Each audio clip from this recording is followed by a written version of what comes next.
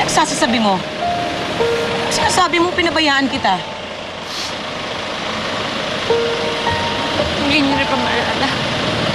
Hindi pa ba malinaw ang lahat? Ilang taon na. Simula nung tinalikuran mo, 7 taong gulang na batang si Elisa. Nangako ka sa kanya na hindi mo siya iiwan. Na hindi mo siya papabayaan. Na hindi ka mawawala sa tabi niya. Pero anong ginawa mo? Umalis ka pa rin. Umalis ka pa rin sa kabila ng pakiusap niya. At ako yun. Ako ang batang yun. Hindi alam ang pangalan mo. Ako si Elisa. Ako ang batang iniwan mo. Totoo yan. Totoo yan. Wala na si Elisa.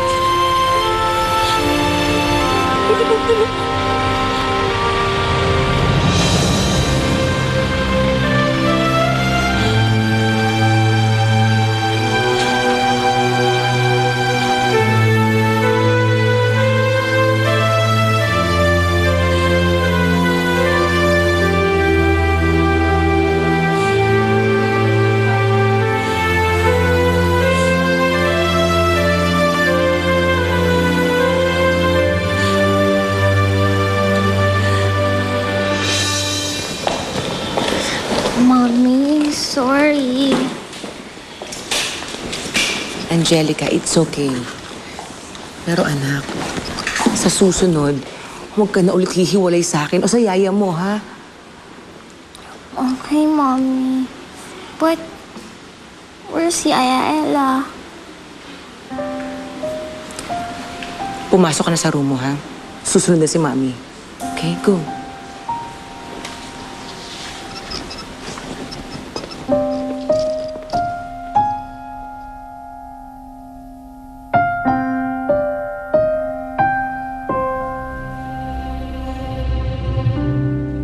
Totoo bang sinabi ni Ella? Siya ba si Elisa? Pero paano nangyari yun? Patay na si Elisa. Patay ng anak ko.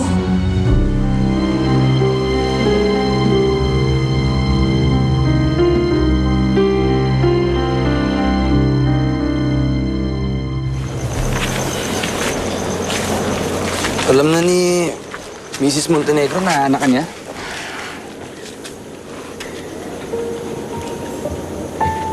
Oo. Pero hindi pa rin siya naniwala. Ang sakit-sakit, Mark. Pero ang mas masakit pa doon, nasa harapan na niya ako, pero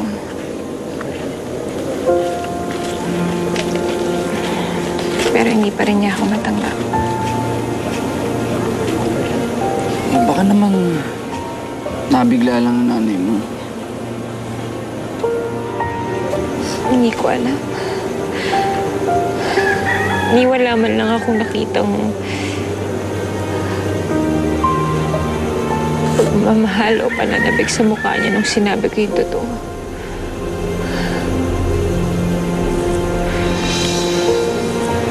Nakalimutan niya talaga ako.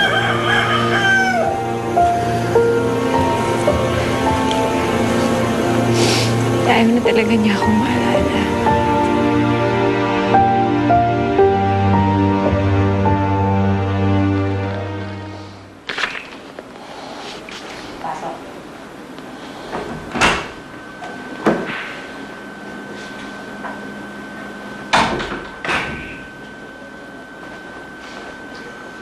Akala ko doon ka na naman matutulog sa kwarto ng anak natin. Chinek ko lang si Angelica. Wala pa kasi yung yayo niya eh. Umuwi sa kanila.